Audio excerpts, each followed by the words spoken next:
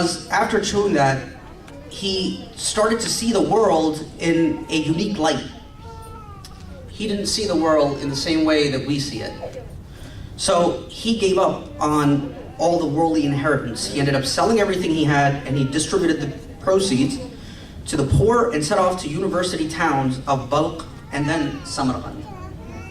Now, one thing I wanted to highlight here is a lot of times we talk about our spiritual leaders, and we talk about our imams, and we talk about the Prophet sallallahu alaihi wasallam, and we talk about the prophets of Allah subhanahu wa ta'ala. And I think this is an important point to note here, which is that he left and he went to specific towns. These specific towns that he went to were towns where education was of the utmost importance. And it's very important for us, especially the times that we're living in now, to realize the value that Islam has always put on education. So Gharib Nawaz ended up going to these towns, and he actually studied the science of the Quran, Hadith, and Fiqh. Now it seems that the education that he was learning in these universities, once he had gone up to a certain level, still wasn't able to quench his thirst for knowledge, and he wanted to seek eternal truth. So then he began his journey towards Iraq. In Iraq, Gharib Nawaz met Hazrat Khawaja Usman Haruni, and he ended up becoming his pupil and stayed with him for about 20 years. Now, the education system that we have now, which is a much more formal education system, but if anyone has done their PhD, they go under an apprenticeship program. So, similar to these apprenticeship programs, that's what Hazrat Khawaja Mu'inuddin Chishti had done under the tutelage of Hazrat Khawaja Usman Haruni. He did this for 20 years. During these 20 years, Gharib Nawaz, under the company of Hazrat Khawaja Usman Haruni, traveled to various areas, including the remote areas of Baghdad, Ush, Tabriz, Mariana, Kharkan, and Sabzawar, with nothing except him and his master's clothes on his back. Totally dependent on the charity of strangers. So, gave up on everything he had, went out seeking knowledge in the world. Hazrat Khawaja Usman Haruni must have introduced him to various Sufis and scholars of that time. And he may have also visited Sheikh Abdul Qadir Jilani, rahmatullah alayh, also known as Hazrat Ghausbak. Gharib Nawaz, rahmatullah alayh, now in his mid-40s, tasted a variety of experience, and he reached such a point of spiritual certainty that Hazrat Khawaja Usman Haruni now, he felt that he was ready to bid farewell to him. So in our speak, he had graduated. It's said that the Prophet Muhammad sallallahu alaihi wasallam, let me take a step back.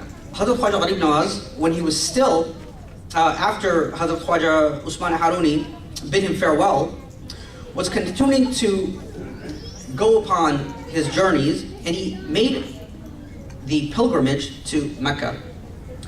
Then, after that, he proceeded to Medina, and he visited the Prophet Muhammad sallallahu alaihi wasallam, and at the Masjid al-Nabawi, he made his prayer of salutation near the remains of a tree trunk. Now this tree trunk was one that the Prophet Muhammad sallallahu alaihi wasallam used to lean on himself. It's said that after this incident, the Prophet Muhammad sallallahu alaihi wasallam revealed in a dream to Hazrat Khawaja Gharib Nawaz what his life's mission was, and this mission of his was to go to the area known as Hindustan. And Hindustan at that time is what we now know as India, Pakistan, Bangladesh, South Asia. It said that while he was traveling to his ultimate destiny of Ajmer, Gharib Nawaz studied for about 6 years among the Sanskrit scholars of Multan and familiarized himself with their beliefs and language. Now, a very, very important to be learned from this as well, a very, very important lesson that needs to be learned from this as well, is that when Gharib Nawaz decided to go to Hindustan, this area where today we all hail from that region, and we know that the vast majority of Muslims also arise from that world.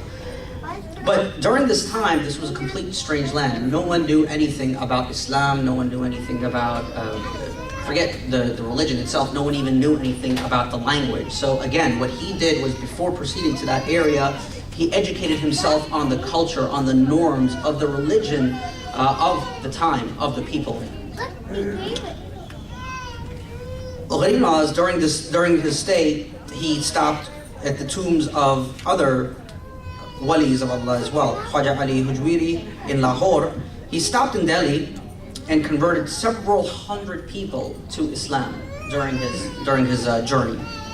When he reached Ajmer, he rested under the shade of a tree, but the Rajput king, Prithviraj Chauhan, who was the ruler of the time, his camel herders did not allow him to stay. So he went back, he went with his followers, he moved to another place by the side of a lake known as Anasagar.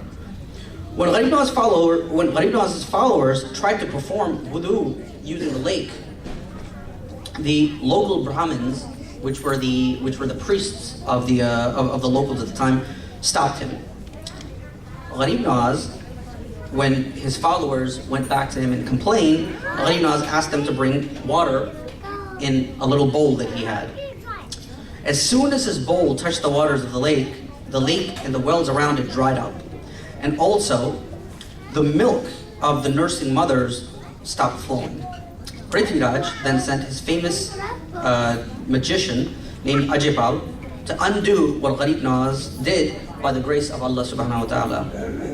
But Ajipal could not stop him. He failed to do it. Similar to the miracles that the magicians during the time of Hazrat Musa alayhi salam couldn't do it in front of the will of Allah.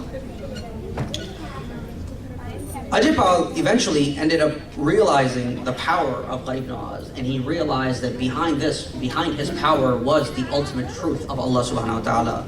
So he went back to Hazrat Khawaja Gharib Nawaz and he asked him about the message of Islam, and he ended up accepting the message of Islam. So along with the other followers, one of the most powerful magicians of the time also ended up accepting Islam.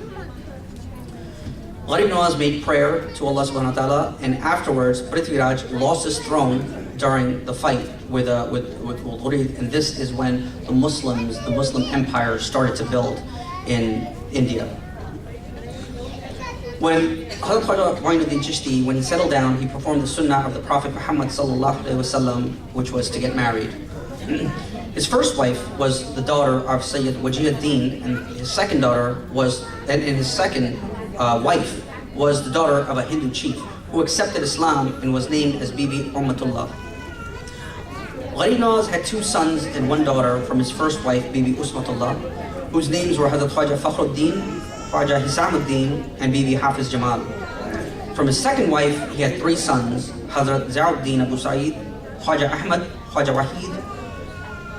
Gharib Nawaz rahmatullah alayh passed away in Ajmer on 6th Rajab 633 when he was in his 90s.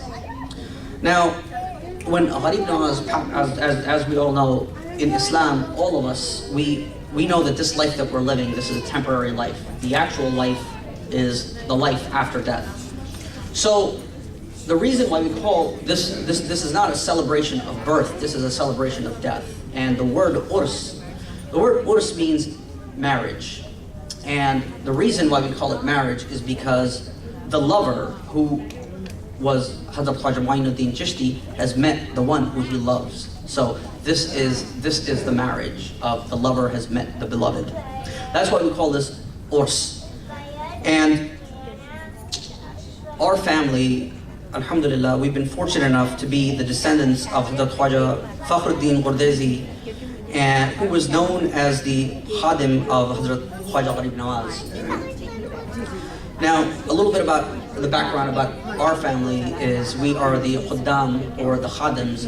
The word khadim means one who takes care of, one who performs khidmat, one who takes care of, and the khidmat that we provide is to continue to carry out the message of peace and love and harmony, which is the ultimate message of Islam. May Allah subhanahu wa ta'ala continue to guide us. May Allah ta'ala continue to give all of us here. May Allah subhanahu wa ta'ala continue to guide us towards His path, the path of love, towards the path May Allah subhanahu wa ta'ala bring peace and harmony to this world and continue to guide us, inshallah.